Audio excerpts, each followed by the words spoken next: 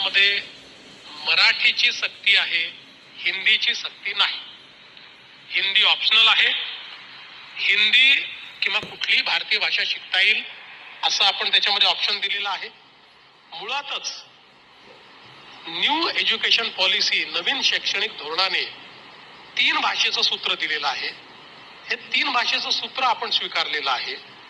आता मला याच्यामध्ये थोडं तुम्हाला सांगितलं पाहिजे की ज्यावेळेस NEP 2020 आला त्यावेळेस महाराष्ट्रामध्ये महाविकास आघाडीचं सरकार होतं, उद्धव ठाकरेजींचं सरकार होतं.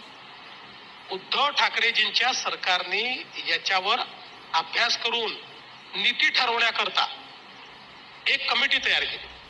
त्या कमिटीचे अध्यक्ष माशेलकर साहेब होते. त्याच्यामध्ये डॉक्टर मुणगेकर, सुखदेव थोरात यांच्यासारखी प्रमुख मंडळी होती. 18 लोक होती. या सगळ्यांनी एक रिपोर्ट तयार केला आणि तो रिपोर्ट 2021 साली उद्धवजींच्या सरकारला दिला. 2021 साली उद्धवजींच्या सरकारने तो स्वीकारला आणि तो स्वीकारल्यानंतर त्याच्यावर पुढची कारवाई झाली.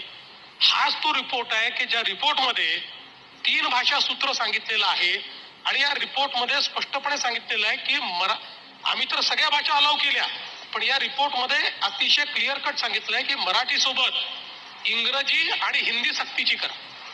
इंग्रजी आणि हिंदी सक्तीची करा. उद्धव ठाकरेंच्या सरकारने, उद्धव ठाकरेच्या सरकारमध्ये. आणि त्यावेळेचा जर तुम्ही ज्यावेळेस त्यांना रिपोर्ट मी दिलेला आहे त्यावेळेच्या बातम्या जर आपण उचलून पाहिल्या तर उद्धव ठाकरेंनी सांगितलंय की वेगवेगळ्या भाषा शिकल्या पाहिजेत असं ते रिपोर्ट स्वीकारताना त्यांनी सांगितलेलं आहे. मुळामध्ये आता जर असा रिपोर्ट असताना आणि हे सगळे प्रमुख महाराष्ट्रातले, आता तुम्ही भालचंद्र मुणगेकर, डॉक्टर माशेलकर, सुखदेव थोरात यांना महाराष्ट्रद्रोही ठरवणार आहे?